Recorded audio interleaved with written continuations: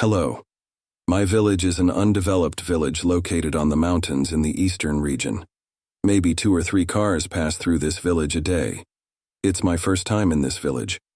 It was development. Everything was nice and normal. While we were playing in the village that day, it was starting to get dark. The sun was slowly setting. He called me home.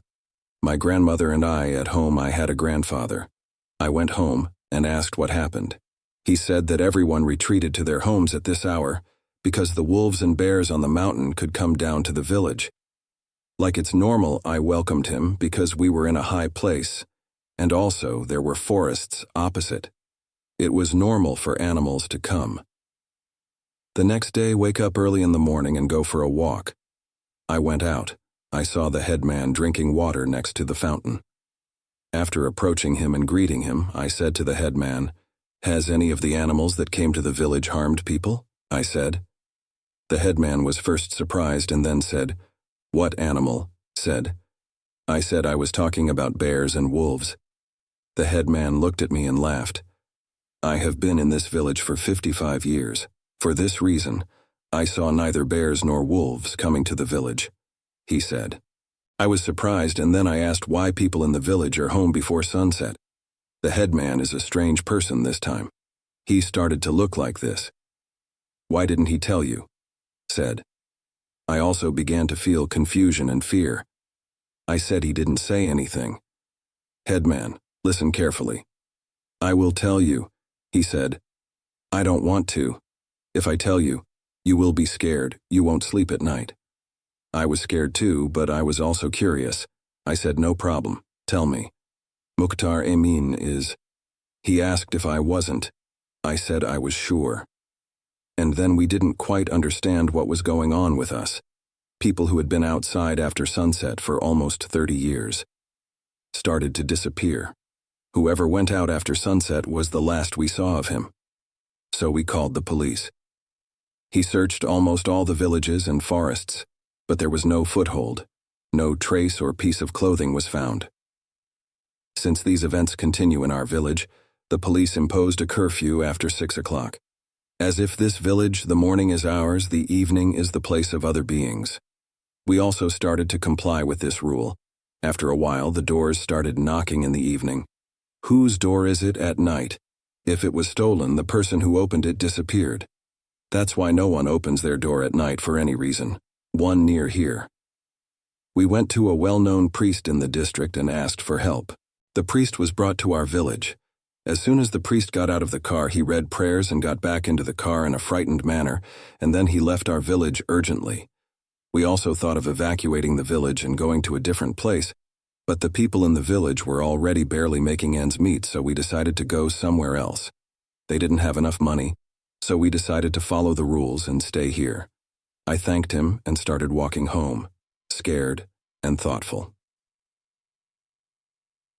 Headman. He shouted after me and said, "Don't open the door or look out the window in the evening." I went to my grandmother's house, scared. "Why am I feeling down?" They asked if it was. I said the headman told me everything.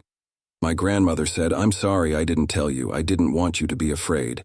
I'm going to the city now." He said, "I'll go. I'll be here tomorrow morning. Your grandfather said he'll be here around 5. I was glad. At least I wouldn't be left alone at home. It was almost 7 o'clock. The sun had set and night had fallen. But my grandfather was still not there. Suddenly there was a hard knock on the door. I was just about to open the door when what the headman said came to my mind. "Noni," he said, "don't open the door." But it could have been my grandfather. He could even have been in a difficult situation. I opened the door. My grandfather came, but he looked at me strangely and asked why. He asked if I opened it. I said I opened the door because I thought it was you. My grandfather entered and went directly to his room. I went to sleep scared too. I woke up many times at night having nightmares. It was morning, the door was knocking, and when I opened the door I saw my grandmother and grandfather. My grandmother, because your grandfather didn't come to me yesterday. He said, "I'm sorry, he saw me on the road and came to the city with me." I'm surprised. I couldn't understand what was happening. Last night the door rang and I said my grandfather is here. Wonder they both looked at me. My grandfather was in the city with me, he said. Didn't the headman tell you everything? He said you shouldn't have opened the door. Then tell me where you entered, they asked. I said to your room. They looked at me in surprise and then went to look at the room. We moved towards the room. My grandfather slowly opened the door. Oh my God. What we saw shocked us. The room was as messy as possible. Things were broken, and there were writings on the wall in a language we couldn't understand. There were also a few symbols. They looked around the room carefully, but there was no one there. My grandfather and grandmother were completely surprised. Usually the person who opened the door disappeared, but nothing happened to me. With my phone, I took a photo of the writings on the wall. Then I asked everyone in town about that photo. They didn't know anything about writing either. I didn't ask a single person. He was also a headman. I asked him what the writings meant, and he was surprised and asked who wrote this article. So I told the incident. Then, do you know? I asked what it says. The headman told me it was written in Hebrew, but the words are meaningless and irrelevant, he said. After looking at them thoroughly, he explained their meanings one by one. Death again.